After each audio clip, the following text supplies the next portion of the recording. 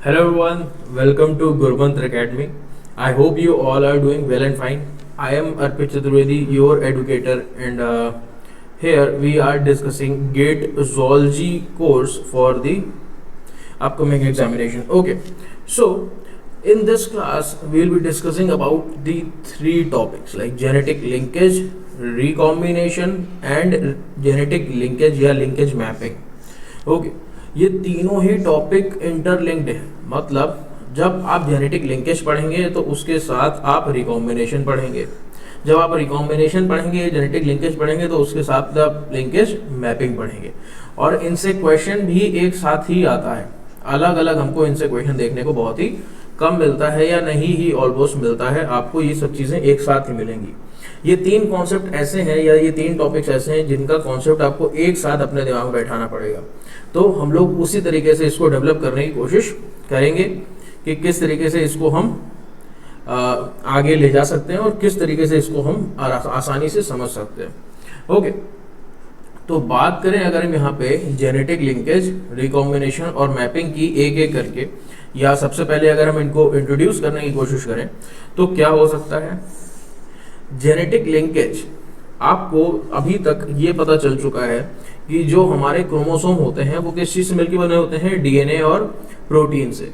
Basically DNA जो है वो ऐसे फ्रीली थ्रेड के फॉर्म में रहता है, लेकिन जब सेल्स के अंदर बहुत सारा डीएनए हमको ऑर्गेनाइज करना होता है बहुत छोटी सी जगह में, क्योंकि आपको पता है न्यूक्लियस आपका बहुत छोटा है, एक तो इतना छोटा सेल, उसके बाद nucleus 1/10 of the cell volume है ना, और एक न्यूक्लियस में आपको इतना डीएनए मिलता है कि आप अफ्रीका के एक कोने से दूसरे कोने तक पूरा उसको ले जा सको एक सेल के न्यूक्लियस के अंदर। ठीक है, पूरे एक अफ्रीका के कोने से दूसरे अफ्रीका के कोने तक पहुंचा सकते हो, इतना डीएनए हमको देखने को मिलता है एक सेल के अंदर। अब इतने डीएनए को आप जब तक पैक नहीं करोगे अच्छे से तब तक आप कैसे रख पाओगे न्यूक्लियस में। फ्रीली रखोगे तो वो डीएनए इंटरमिंगल हो जाएगा और फिर वो आपके किसी काम का नहीं रहेगा। तो इस 2 नैनोमीटर डीएनए से हम शुरू करते हैं क्या, इसकी फोल्डिंग करना। डीएनए के बाद डीएनए को फोल्ड करके हम सबसे पहले बनाते हैं क्या, 10 नैनोमीटर फाइबर। उसके बाद हम बनाते हैं 30 नैनोमीटर फाइबर, और अल्टीमेटली बनते बनते बनते ये स्ट्रक्चर पहुंच जाता है 1400 नैनोमीटर क्रोमोसोम पेयर पे। ठीक है, एक होता है जो मेटाफेजिक क्रोमोसोम जिसको हम कहते हैं, उसकी जो डायमीटर होता है वो हो जाता है 1400 नैनोमीटर, दिस डायमीटर 1400 डायमीटर। और एक क्रोमोसोम का अगर हम ऐसे देखें बीच से इतना, तो हमको 700 नैनोमीटर एक क्रोमोसोम का देखने को मिलता है। तो बेसिकली क्रोमोसोम हमारा डीएनए से मिलकर बना हुआ है, ये तो हमको पता है। अब अगर आप बात करो कि हमारे ह्यूमन जीनोम में जीन्स कितने हैं, ठीक है, जीनोम क्या है, single set of chromosome. Genes क्या है, डीएनए का वो सेगमेंट जो कि किसी प्रोटीन के लिए कोड कर रहा हो या ना कर रहा हो, बेसिकली हमारे जो जीनोम है उसमें होना चाहिए। आपको पता है थाउजेंड्स ऑफ जीन्स होते हैं हमारी मतलब जो जीनोम है उसमें थाउजेंड्स ऑफ जीन्स होते हैं, और थाउजेंड्स ऑफ जीन्स होने का मतलब है ये डीएनए के सेगमेंट्स बहुत सारे होते हैं। लेकिन क्रोमोसोम कितने हैं हमारे पास, 23। ठीक है, 23 क्रोमोसोम है या 23 पेयर्स। ठीक है, 23 पेयर्स अगर हम दोनों एलील्स को कंसीडर करें तो जीन्स हैं आपके पास थाउजेंड्स और रखने के लिए आपके पास जगह है सिर्फ 23। तो जाहिर सी बात है कि एक क्रोमोसोम पे एक से ज्यादा आपको जीन मिलेंगे या बहुत ज्यादा जीन मिलेंगे। ठीक है, क्यों, क्योंकि अगर हम हर एक क्रोमोसोम पे एक जीन रखने लगे तब तो फिर हमको कई हजारों क्रोमोसोम चाहिए होंगे और वो बिल्कुल भी पॉसिबल नहीं है। 23 pair of gene, 23 pairs of आपके जो क्रोमोसोम्स हैं उस पे आपको सारे जीन्स क्या करने हैं, उस पे आपको सारे जीन्स लगाने हैं, सारे जीन्स रखने हैं, सारे जीन्स को मैनेज करना है। ठीक है, तो जाहिर सी बात है कि एक ही क्रोमोसोम के अगर हम क्या कहते हैं अपने क्रोमेटिड पे देखें यहाँ से इस तरीके से, तो ऐसे हमको ढेर सारे जीन्स जो हैं वो एसोसिएटेड मिलते हैं।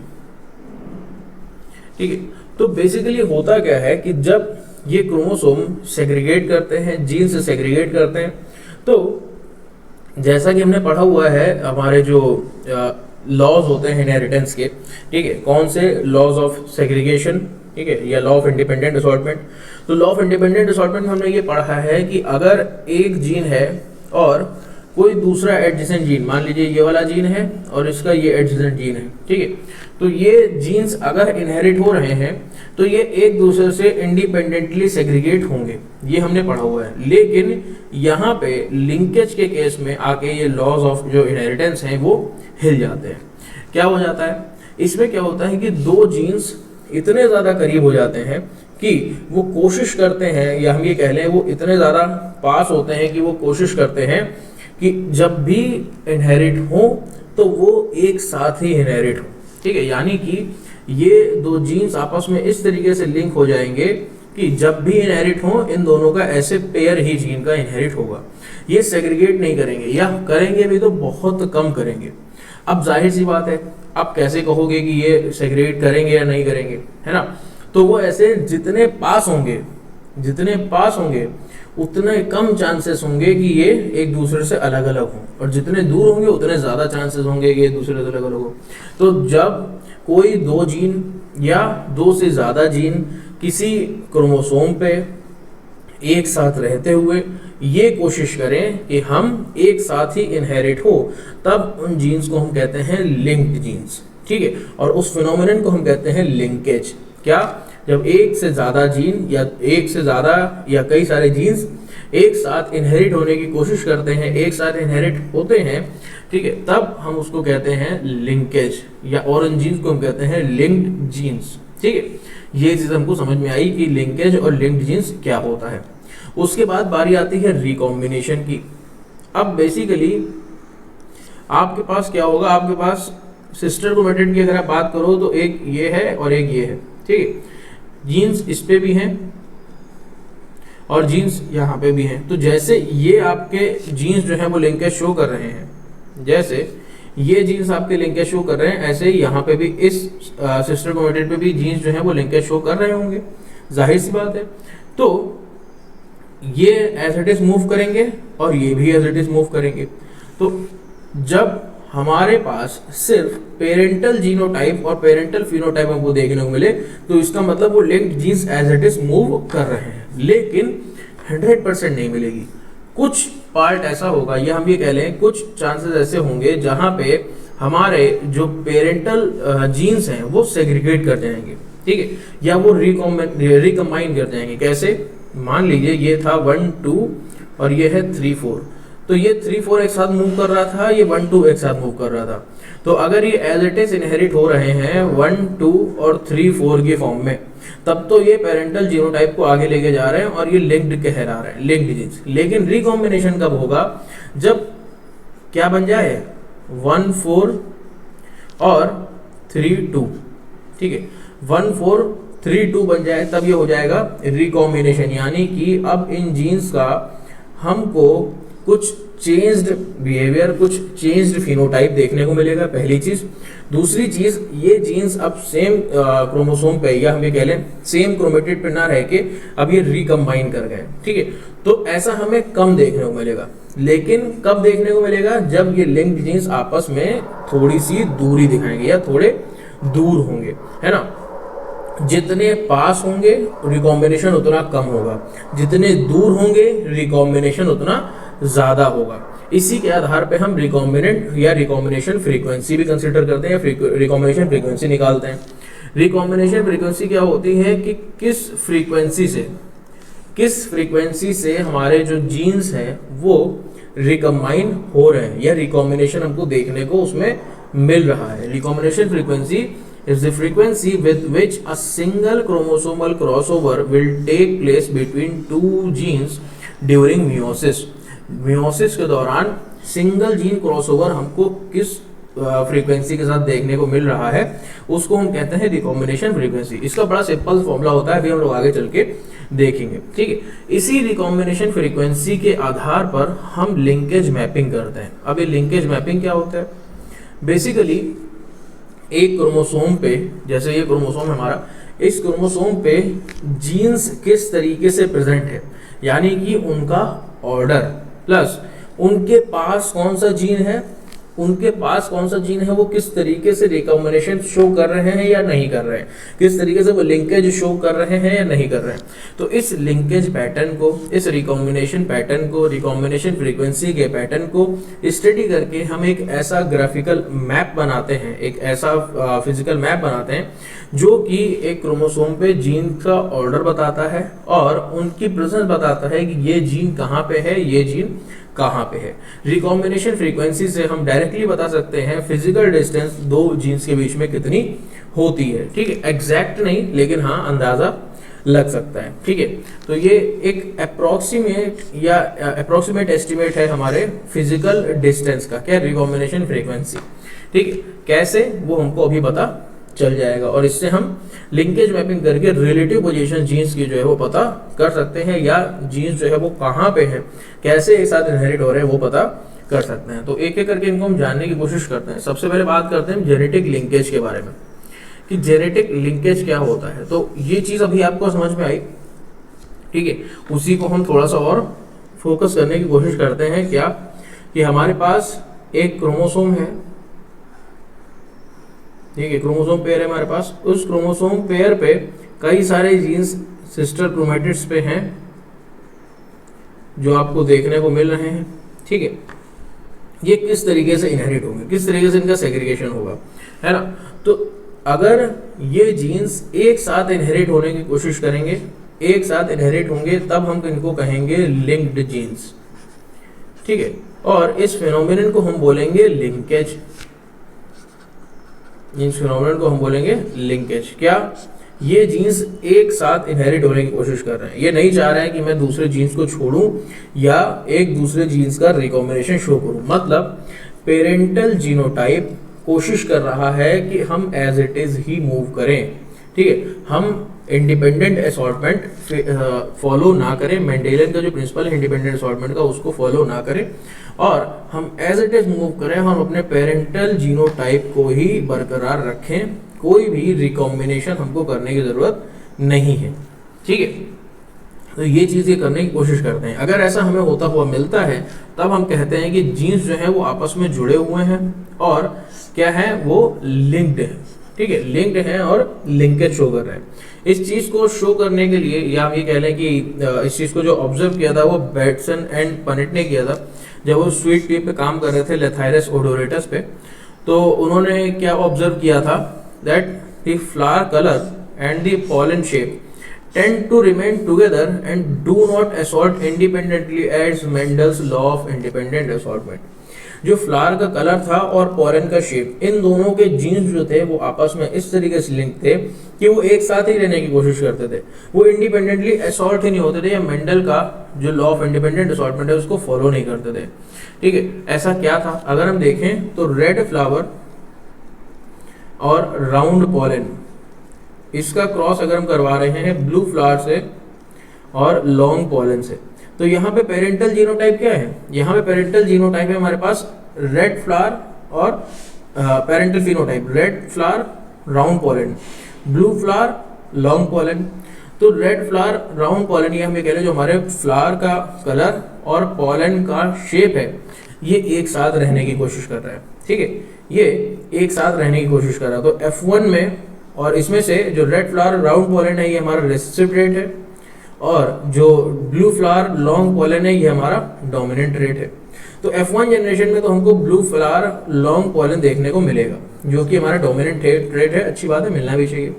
उसके बाद जब हम इसका टेस्ट क्रॉस करवाते हैं, टेस्ट क्रॉस का मतलब इसकी हम क्रॉसिंग करवाएं किसके साथ, रिसेसिव जीनोटाइप के साथ, BBLL। ठीक है, जब इसका हम टेस्ट क्रॉस करवाते हैं तब हमको क्या देखने को मिलता है, blue flower long pollen into red flower round pollen. हम ये कराने की कोशिश कर रहे हैं, blue flower long pollen cross red flower round pollen. ठीक है, हम टेस्ट क्रॉस करवा रहे हैं, तब हमको क्या देखने को मिल रहा है, तो हमको देखने को मिल रहा है blue long, blue round, red long, red round. अब यहाँ पे आप देखें पेरेंटल जीनोटाइप क्या था, ये पेरेंटल फिनोटाइप क्या था, पेरेंटल फिनोटाइप था ब्लू लॉन्ग और पेरेंटल फिनोटाइप था हमारे पास क्या, रेड राउंड। अब और रिकॉम्बिनेशन क्या है हमारे पास, ब्लू राउंड और रेड लॉन्ग। तो यहाँ पे आपको क्या मिलना चाहिए था, रेशियो टेस्ट क्रॉस में आपको रेशियो मिलना चाहिए था 1:1:1:1, ठीक है, लेकिन हमको रेशियो मिल रहा है 7:1:1:1। कितना डिफरेंस है? तो इसका मतलब ये हुआ कि जो हमारे पेरेंटल जीनोटाइप्स हैं या पेरेंटल जीन्स हैं वो आपस में लिंक्ड हैं, और वो कोशिश कर रहे हैं कि हम ज्यादातर लिंक दिए रहे। यानी कि अगर रेड फ्लावर का जीन है तो वो कोशिश करता है कि मैं लॉन्ग पोलन के साथ रहूं, और अगर ब्लू फ्लावर का जीन है तो वो कोशिश करता है मैं लॉन्ग पोलन के साथ रहूं, ठीक है। तो इस वजह से ये हमारा जो रेशियो है टेस्ट क्रॉस का वो 1:1:1:1 ना होके 7:1:1:7 हमको देखने को मिल रहा है। तो इससे हम ये डिराइव कर सकते हैं कि हाँ ये जीन्स जो है ये आपस में लिंक्ड हैं और ये एज इट इज मूव करना चाह रहे हैं, जो कि हमको देखने को मिला स्वीट पी में। ओके, इसके बाद आई हमारे पास क्रोमोसोमल थ्योरी ऑफ लिंकेज, है ना, कि भाई ये तो पता चल गया, चलो कोई बात नहीं, लिंकेज तुमको बता दिया गया, अच्छी बात है, समझ गए, लेकिन क्रोमोसोम के आधार पे कैसे बताएंगे आप कि हाँ ये लिंकेज हो रहा है और ऐसा हमें क्रोमोसोम पे देखने को मिलता है। तो हुआ क्या, क्रोमोसोम का सबसे पहले तो स्ट्रक्चर पता था हमको कि क्रोमोसोम हमको ऐसा देखने को मिल रहा है, एक सेंट्रोमेयर है, उसके बाद हमारे पास क्रोमेटिड्स हैं, और इन क्रोमेटिड्स पे इधर हमको टीलोमेयर्स देखने को मिल रहे हैं, और हर क्रोमोसोम की आर्म पे हमको ढेर सारे जीन्स देखने को मिल रहे हैं, ठीक है, ढेर सारे जीन्स देखने को मिल रहे हैं। तो कुछ पोस्टुलेट्स थे जो कि क्रोमोसोमल थ्योरी ऑफ इनहेरिटेंस में सामने लाए गए। क्या पोस्टुलेट्स थे? Number 1, genes that show linkage are situated in the same chromosome, ठीक है। तो ये बात आपको हमेशा याद रखनी है कि अगर जीन्स लिंकेज शो कर रहे हैं तो हमेशा वो सेम क्रोमोसोम पर ही होंगे, मतलब यहाँ होंगे या यहाँ होंगे या यहाँ होंगे या इधर होंगे, ठीक है। अलग अलग दूर इधर उधर नहीं कि एक इस क्रोमोसोम पे क्रोमोसोम नंबर 7 पे है, एक क्रोमोसोम नंबर 8 पे है, एक 9 पे है, तब लिंकेज शो नहीं करेंगे। लिंकेज जीन्स तभी शो करेंगे जब वो सिमिलर क्रोमोसोम पे हो, सेम क्रोमोसोम पे हो। Genes are arranged in linear fashion in the chromosome, linkage genes is linear, मतलब जीन 1, जीन 2, इसका मैं कलर चेंज कर देता हूँ इस तरीके से, 1 2 3 ऐसे करके जीन्स जो है वो लीनियर फैशन में अरेंज होंगे, ठीक है। जीन्स जो है वो लीनियर पैटर्न में अरेंज होंगे एक ही क्रोमोसोम के ऊपर, तब ही ये लिंकेज को शो करेंगे। उसके बाद the distance between the linked genes is inversely proportional to the strength of linkage. ये तो मैंने अभी आपको बताया, distance is inversely proportional to linkage और स्ट्रेंथ ऑफ लिंकेज। जाहिर सी बात है, जीन्स जितने पास होंगे लिंकेज की स्ट्रेंथ उतनी ज्यादा होगी, यानी कि उतने ज्यादा हमको पेरेंटल जीनोटाइप देखने को मिलेंगे जब भी हम क्रॉस करवाएंगे।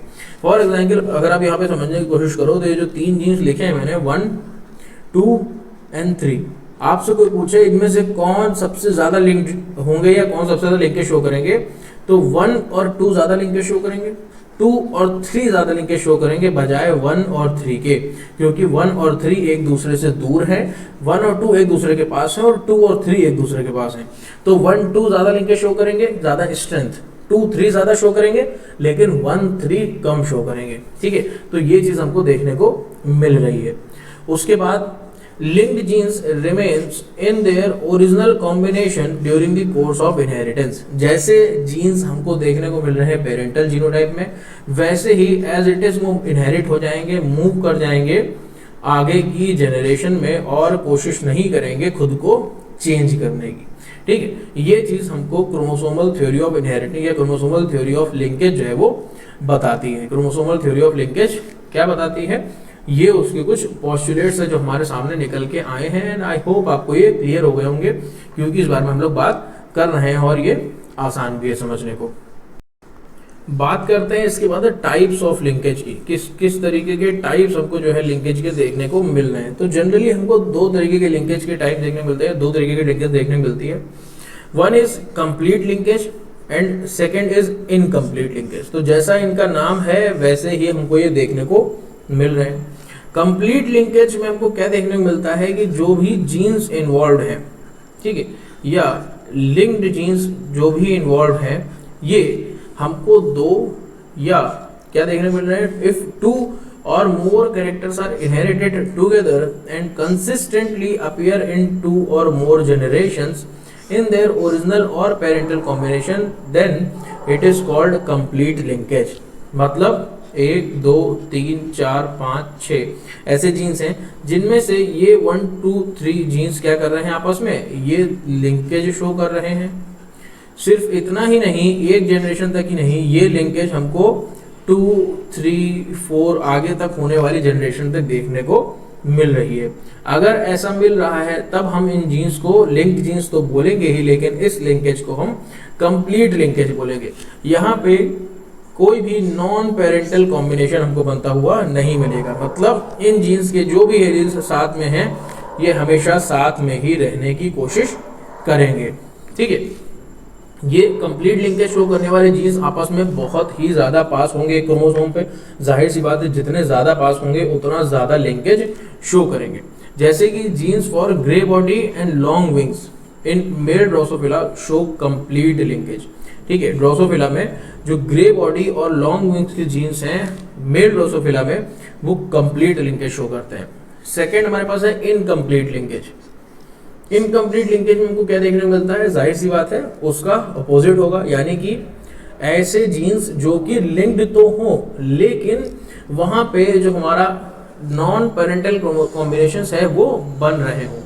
हालांकि पूरे नहीं बन रहे हो, अगर 100% बन जाएंगे हमारे, या जैसा नॉर्मली होता है वैसे बन गए नॉन पेरेंटल कॉम्बिनेशन, तब तो हम इनको लिंक्ड जीन्स कह ही नहीं पाएंगे, लेकिन बन रहे हैं इतना काफी है। यहाँ पे कंप्लीट लिंकेज में नॉन पेरेंटल कॉम्बिनेशन बन ही नहीं रहे थे, इनकम्प्लीट लिंकेज में नॉन पेरेंटल कॉम्बिनेशन बन रहे हैं। ठीक है, और ये जीन्स पे ज्यादातर हमको देखने को मिल जाता है ऐसे जीन्स जो कि डिस्टेंटली लोकेटेड है क्रोमोसोम पे, फिर भी वो एक साथ हमको देखने को मिल जाते हैं। कैसे, कुछ चेंजेस हो जाएं, कुछ स्ट्रक्चरल एबरेशंस आ जाए हमारे क्रोमोसोम में, जैसे कि हमारा अकेजनल ब्रेकेज एंड यूनियन हो जाए, ठीक है, क्रॉसिंग ओवर के टाइम पे, तो इस तरीके से हमको इन जीन्स में लिंकेज देखने को मिल जाता है, या इस तरीके से हमको इनमें नॉन पेरेंटल कॉम्बिनेशन डेवलप होते हुए मिल जाता है। अगर हम सिग्निफिकेंस की बात करें कि लिंकेज आखिर क्यों हो रहा है, कोई कहे कि भाई क्यों आप पेरेंटल फिनोटाइप पे फोकस कर रहे हो, पेरेंटल जीनोटाइप पे फोकस कर रहे हो, तो basically linkage plays an important role in determining the nature of scope of hybridisation and selection programmes.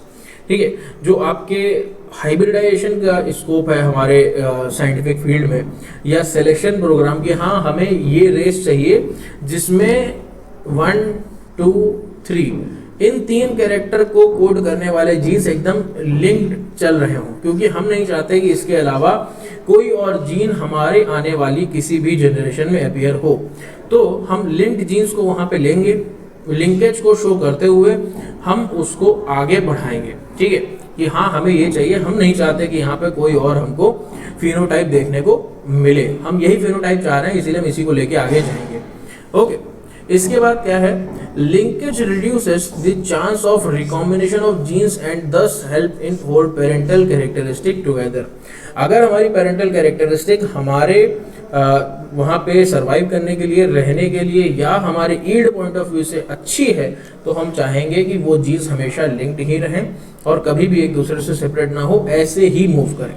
तो ऐसे मूव करने के लिए बहुत ज़रूरी है कि हम उन जीन्स को लिंक्ड रखें, या वो जीन्स लिंक्ड रहें, लिंकेज शो करें। तो ये था हमारा सिग्निफिकेंस लिंकेज का जो हमको देखने को मिल रहा है। इसके बाद आ जाता है हमारे पास दूसरा टॉपिक, रिकॉम्बिनेशन। तो जाहिर सी बात है, आपको पता चल चुका है कि इस क्रोमोसोम पे जो जीन्स हैं वो लिंक्ड हैं, वो एक साथ मूव करने की कोशिश करेंगे। लेकिन अगर मियोसिस में क्रॉसिंग ओवर के दौरान इन लिंक्ड जीन्स से, यानी कि इन पेरेंटल फिनोटाइप से अलग हमको कुछ नॉन पेरेंटल फिनोटाइप या नॉन पेरेंटल जीनोटाइप मिल गए, यानी कि अभी जीन्स यहाँ पे A B C D, अब ये A B ऐसे ही मूव कर रहा था और ये C D ऐसे ही मूव कर रहा था। ठीक है, जब तक ये ऐसे ही मूव कर रहा था तब हम इसे कह रहे थे कि A B लिंक्ड है, C D लिंक्ड है। लेकिन मियोसिस के दौरान, क्रॉसिंग ओवर के दौरान कुछ ऐसे चेंजेस हुए कि अब हमको A D भी देखने को मिल रहा है, A B C D A D and C B। अगर हमको ऐसा देखने को मिल रहा है रिकॉम्बिनेशन हो गया है, यानी कि चेंजेस आ गए हैं, जीन्स इधर उधर हो गए हैं, और हम तब इस फिनोमेनन को कहेंगे जब नॉन पेरेंटल जीनोटाइप हमको देखने को मिलेगा कि हाँ रिकॉम्बिनेशन हो चुका है। ऐसा कब होता है? जब पार्ट ऑफ द डीएनए जो है वो इंटरचेंज हो जाए इधर उधर क्रोमेटिड्स के बीच में या हमारे क्रोमोसोम के बीच में, जिसकी वजह से हमारा जो जीन का पार्ट है या जो जीन है, जो डीएनए का सेगमेंट है, वो किसी दूसरे क्रोमोसोम पे चला जाए और हमको इस तरीके से अलग जेनेटिक कॉम्बिनेशन देखने को मिले। तो जब जेनेटिक कॉम्बिनेशन देखने को मिलेंगे अलग अलग, तब उस फिनोमिनन को, या हम कह लें रीअरेंजमेंट ऑफ डीएनए जब होगा, तब हम उसको कहेंगे जेनेटिक रिकॉम्बिनेशन।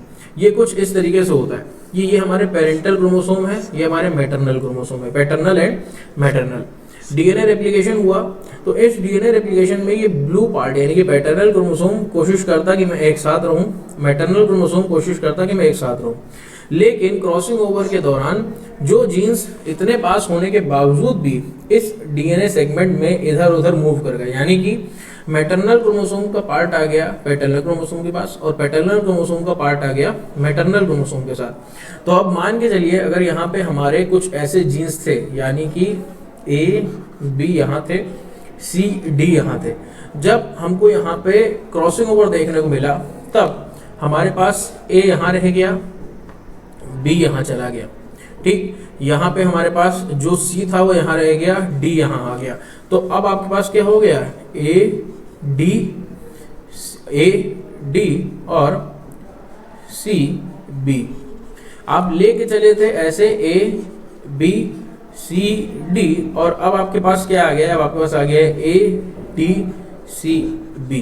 तो अगर ये जीन्स बहुत पास होते तो कभी भी ये क्रॉसिंग ओवर में ऐसे अलग अलग नहीं होते, लेकिन अगर ये हो रहे हैं इसका मतलब रिकॉम्बिनेशन शो कर रहे हैं, और इसी की वजह से हमको ये नॉन पेरेंटल जीनोटाइप्स देखने को मिल रही हैं। अगर ये रिकॉम्बिनेशन ना होता तो ये नॉन पेरेंटल जीनोटाइप्स हमको देखने को नहीं मिलती और ये जीन्स जो है वो कंप्लीट लिंकेज शो करते, ठीक है। तो ये होता है हमारा रिकॉम्बिनेशन।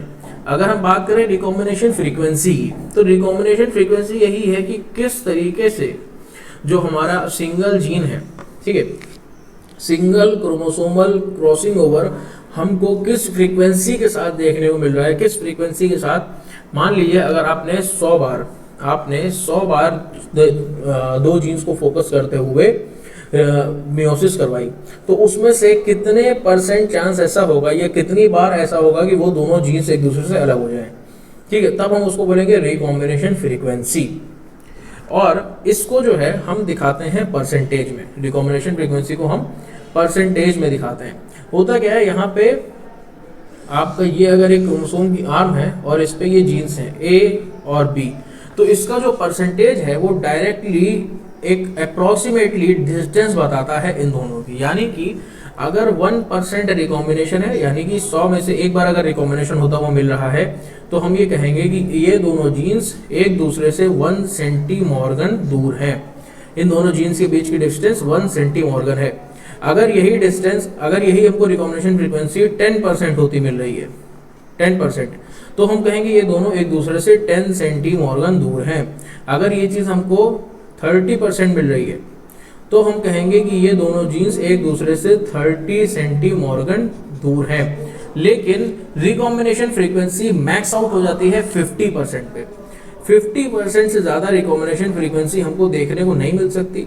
अगर रिकॉम्बिनेशन फ्रीक्वेंसी की वैल्यू 50% से ज़्यादा है, इसका मतलब या तो ये जीन्स बहुत ज़्यादा दूर हैं या फिर ये जीन्स दो अलग क्रोमोसोम पे प्रेजेंट है, सेम क्रोमोसोम पे प्रेजेंट नहीं है। और दो अलग क्रोमोसोम पे जीन्स अगर प्रेजेंट हैं तो वो लिंकेज शो नहीं करेंगे। ओके, तो 50% से ज़्यादा अगर आपको कभी भी क्वेश्चन में लिखा हुआ मिल जाता है तो आप कह दोगे कि हाँ हमारी जो रिकॉम्बिनेशन फ्रीक्वेंसी है वो हमको 50% से ज़्यादा मिल रही है, तो जीन्स जो है वो अलग क्रोमोसोम पे हैं, सेम क्रोमोसोम पे नहीं है, लिंकेज शो नहीं कर रहे हैं। ओके, इस रिकॉम्बिनेशन फ्रीक्वेंसी को कैलकुलेट करने का एक सिंपल सा फॉर्मूला होता है। आपको जो डेटा दिया जाएगा उसमें आपको पेरेंटल जीनोटाइप लिखे होंगे, ठीक है, जो दो पेरेंटल जीनोटाइप होंगे और रिकॉम्बिनेंट जीनोटाइप आपको वहाँ पे देखने होंगे कि पेरेंटल जीनोटाइप से रिकॉम्बिनेंट जीनोटाइप अलग होंगे। इसका एक नॉर्मल सा क्राइटेरिया है, पेरेंटल जीनोटाइप हमेशा ज़्यादा मिलेंगे और रिकॉम्बिनेंट जीनोटाइप हमेशा कम मिलेंगे। तो मान लीजिए ये है हमारे पास 10, ये हमारे पास 3, ये हमारे पास 2 और ये है हमारे पास 10। ठीक है, तो रिकॉम्बिनेशन फ्रीक्वेंसी निकालने के लिए आप इन रिकॉम्बिनेंट्स को ऊपर रखेंगे, उसके बाद नीचे आप रखेंगे टोटल ऑफस्प्रिंग। अगर हम टोटल ऑफस्प्रिंग की बात करें तो 20 + 5, 25 हमको नीचे रखना होगा ऐसे, 5/25 × 100। ठीक है, 5/25 × 100 अगर हम करेंगे तो हमको यहाँ पे क्या देखने को मिलेगा, तो हमको यहाँ पे देखने को मिलेगा 20% रिकॉम्बिनेशन फ्रीक्वेंसी। 20% रिकॉम्बिनेशन फ्रीक्वेंसी से हमको पता चल जाएगा दो जीन्स जो उनकी बात करते हैं वो आपस में 20 सेंटीमॉर्गन का डिस्टेंस शो कर रहे हैं, या उन दो जीन्स के बीच में 20 सेंटीमॉर्गन का गैप है। इसी आधार पे हम लिंकेज मैप्स बनाते हैं। ठीक है, या लिंकेज मैपिंग करते हैं। क्या, जितनी ज़्यादा रिकॉम्बिनेशन फ्रीक्वेंसी उतनी ज़्यादा दूरी, जितनी कम रिकॉम्बिनेशन फ्रीक्वेंसी उतनी कम दूरी। और इसी रिकॉम्बिनेशन फ्रीक्वेंसी को कंपेयर करते हुए कि अगर हमारे पास 3 जीन्स हैं ए बी सी एंड ए सी, इन तीनों के बीच की जो रिकॉम्बिनेशन फ्रीक्वेंसी है उसको हम कंसीडर करें, और उसके बाद हम क्या करें, जीन्स का जो क्या कहते हैं ऑर्डर है उसको पता कर लें। इसका एक छोटा सा हैक होता है कि आपको जितने भी जीन्स दी हों उससे मतलब नहीं है, आप देखो कि सबसे ज़्यादा रिकॉम्बिनेशन फ्रीक्वेंसी कहाँ पे देखने को मिल रही है। सबसे ज़्यादा जिन दो जीन्स की रिकॉम्बिनेशन फ्रीक्वेंसी देखने को मिल रही है ना, जैसे यहाँ पे हमको देखने को मिल रही है ए और सी के बीच में 18.5%। तो सबसे पहले आप इनको दूर रख दो एकदम एक दूसरे से। अब इसके बाद जितने भी जीन्स होंगे ना वो इन दोनों के बीच में ही होंगे। तो ए और सी के बीच में आपको देखने को मिल रही है क्या, कितनी डिस्टेंस, 18.5 सेंटीमॉर्गन। ठीक, उसके बाद ए और बी के बीच में कितनी है, 13.2, बी और सी के बीच में कितनी है, 6.4। तो जाहिर सी बात है ए जो है वो बी से 13.2 सेंटीमॉर्गन दूर होगा, और बी और सी में हमको देखने को मिल रही है 6.4 सेंटीमॉर्गन। तो ये ऐसे होगा। तो इस तरीके से हमारा जो जीन ऑर्डर है वो निकल के आ जाएगा ए बी और सी। ठीक है, ऐसे ही क्वेश्चन आपसे यहाँ पूछे जाते हैं, और ऐसे ही क्वेश्चन आपको पता करने होते हैं कि आपको जीन ऑर्डर निकालना है। ये गेट में हमारे CSIR या बाकी एग्जामिनेशन में आपको रिकॉम्बिनेशन फ्रीक्वेंसी भी कैलकुलेट करने को आएगी, लेकिन गेट में रिकॉम्बिनेशन फ्रीक्वेंसी आपको मिलेगी, वहां से आपको जीन ऑर्डर पता करना होगा। तो यहाँ मैंने कुछ क्वेश्चन रखे हैं। ठीक है, और ये बात आपको हमेशा याद रखनी है कि 1% रिकॉम्बिनेशन का मतलब है 1 सेंटीमॉर्गन या 1 मैप यूनिट की जीन्स के बीच में दूरी। ठीक है, तो कुछ क्वेश्चन करने की कोशिश करते हैं कि if a percentage of crossing over between 2 genes is 10, then the distance between 2 genes will be. ये आप खुद से सोचिएगा आंसर, उसके बाद आप देखिएगा। तो इन दोनों के बीच में अगर हमको क्या देखने को मिल रहा है, क्रॉसिंग ओवर परसेंटेज 10% देखने को मिल रहा है, तो इनकी डिस्टेंस कितनी होगी आपस की, तो वो डिस्टेंस होगी 10 centimorgan. As simple as that.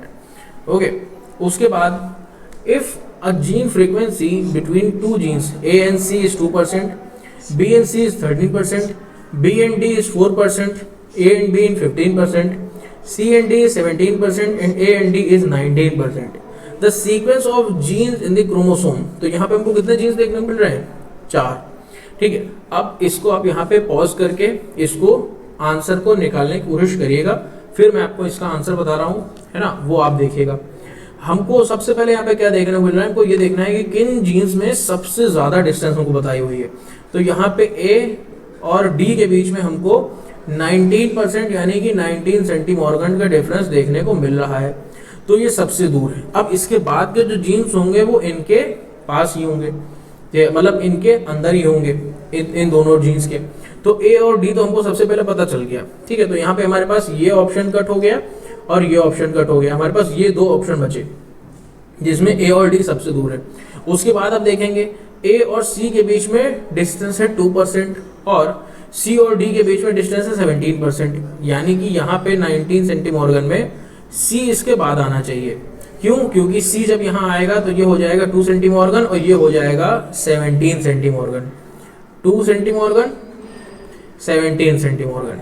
ठीक है, तो ये हमको दो चीज देखने को मिल रही है। तो इसका मतलब ए सी बी डी जो है वो हमारे लिए सही आंसर हो जाएगा और ए बी सी डी हमारे लिए गलत आंसर हो जाएगा। तो ऐसे आप कंसीडर कर सकते हो। ऐसा ही एक और क्वेश्चन अगर हम देखने की कोशिश करें, in a linear chromosome map distance is between 4 loci A B is 10%, AD is 3%, BC and 4% and AC is 6%. The crossover frequency between C and D is, ठीक है, C और D के बीच की क्रॉसओवर फ्रीक्वेंसी निकालनी है आपको। तो आप इनको जैसे ही मैप करोगे आपके सामने आंसर निकल के आ जाएगा। तो पहले आप इसको पॉज करो, आंसर निकालने की कोशिश करो। तो सबसे पहले आप देखोगे क्या हमको देखने को मिल रहा है, कौन सबसे ज्यादा दूर है, वो है A and B। A and B के बीच में हमको 10 सेंटीमॉर्गन की डिस्टेंस देखने को मिल रही है, 10 सेंटीमॉर्गन। ओके, A एंड B के बीच में हमको 10 सेंटीमॉर्गन देखने को मिल रही है। उसके बाद हमारे पास A and D and B and C, ठीक है। तो A एंड D के बीच में हमको देखने को मिल रही है 3% एंड B एंड C के बीच में हमको देखने को मिल रही है कितनी, 4% एंड A एंड C के बीच में हमको देखने को मिल रही है 6%। तो यानी कि A इस तरीके से होगा यहाँ पे C, जो कि C और B के बीच की डिस्टेंस रखे 4 सेंटीमॉर्गन और A और C के बीच के रखे 6 सेंटीमॉर्गन, ठीक है। अब हमारे पास यहाँ पे बच जाता है A एंड D। तो A एंड D से अराउंड यहाँ पे 3% या 3 सेंटीमॉर्गन की हमको यहाँ पे डिस्टेंस पे D देखने को मिलेगा, 3 सेंटीमॉर्गन। ओके, पूछा है हमारे पास C और D के बीच कितना रहेगा। तो 6 सेंटीमॉर्गन ये है, 3 सेंटीमॉर्गन ये है, बचा ये वाला पार्ट 3 सेंटीमॉर्गन, तो 3% will be the answer. Okay, as simple as that, बहुत आसान, बहुत मजेदार, ऐसे ही क्वेश्चन आते हैं, बड़े आसानी से हो जाते हैं। ओके, तो आई होप आपको ये समझ में आया हो। अगर कोई भी दिक्कत होती है तो आप कांटेक्ट करिए हमको, टेलीग्राम चैनल ज्वाइन कर लीजिए हमारा गुरुमंत्रा, इन डिटेल्स पे आप कांटेक्ट कर सकते हैं। और कोई भी दिक्कत हो तो we are here. Okay, thank you so much.